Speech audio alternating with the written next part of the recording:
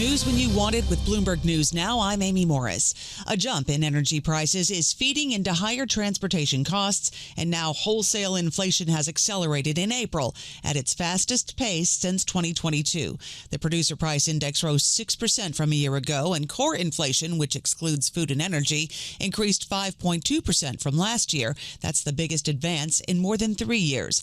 Lindsay Piegza is chief economist at Stifel. I think it's very concerning. When we look at yesterday's numbers coming in hotter than expected, it's very clear that consumers are already facing massive price pressures. But what's more concerning is this morning's report suggests that the brunt of the pain has not yet been felt. Lindsay Piegza at Stifel. A resurgence in inflation sent bonds lower on speculation that the Fed will keep interest rates higher for longer. We check markets for you all day long here at Bloomberg. The S&P 500 is up 0.4%. NASDAQ up 0.9%. The Dow down 0.4%. The 10-year Treasury yield at 4.48%. The 2-year yield at 3.99%. WTI closing in on $102 a barrel. Brent crude now topping $106 a barrel. President Trump is in Beijing for a state visit to China, where he'll meet Chinese President Xi Jinping at the Great Hall of the People. Trump plans to push Xi on topics including Beijing's role in the Middle East conflict and rolling back trade barriers for U.S. businesses, and will also prioritize trade negotiations. Edward Fishman with the Council on Foreign Relations tells Bloomberg he doesn't expect any major fireworks. I really think Trump's goal is to change the channel from Iran to this big victory of getting the Chinese to buy our soybeans, buy our beef, buy our Boeing. So 3 Bs, or 4 if you want to add Board of Trade. But I don't think you're going to see major concessions on NVIDIA or on Taiwan. The summit agenda is expected to include discussions on revenue that China provides to Iran, plus business deals in agriculture and aerospace.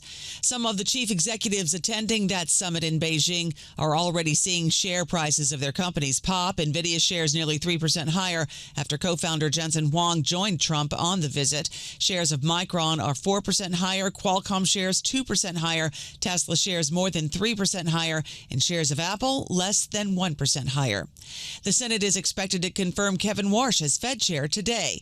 Once known as a monetary hawk, Warsh has since aligned with President Trump's push for lower interest rates. Bloomberg's Michael McKee on Capitol Hill. It's essentially a done deal. We know that John Fetterman, the Democratic senator from Pennsylvania, joined with the Republicans to give the margin to Kevin Warsh yesterday. He's likely to do so again today. The Republicans had several votes that didn't show up yesterday. They didn't need to. So Warsh will probably be confirmed. They meet at 2 p.m. to vote on this. Could take a little while to happen. Bloomberg's Michael McKee is on Capitol Hill. Microsoft's LinkedIn is cutting workers in the tech industry's latest move to reduce headcount. Those reductions will impact a range of job functions, including engineering, product, and marketing. Microsoft has been steadily paring jobs in recent years, but LinkedIn has largely operated independently of the rest of the company. Shares of Microsoft about 0.5% lower. Boston Fed President Susan Collins says interest rates should remain on hold for some time over concerns about elevated inflation. Even if efforts to resolve hostilities and reopen the Strait of Hormuz succeed relatively soon, it'll likely take some time to rebuild infrastructure and replenish inventories. So supply disruptions could persist and possibly induce lasting changes to some global linkages. Boston Fed President Susan Collins speaking at an event organized by the Boston Economic Club. That's news when you want it with Bloomberg News Now. I'm Amy Morris, and this is Bloomberg.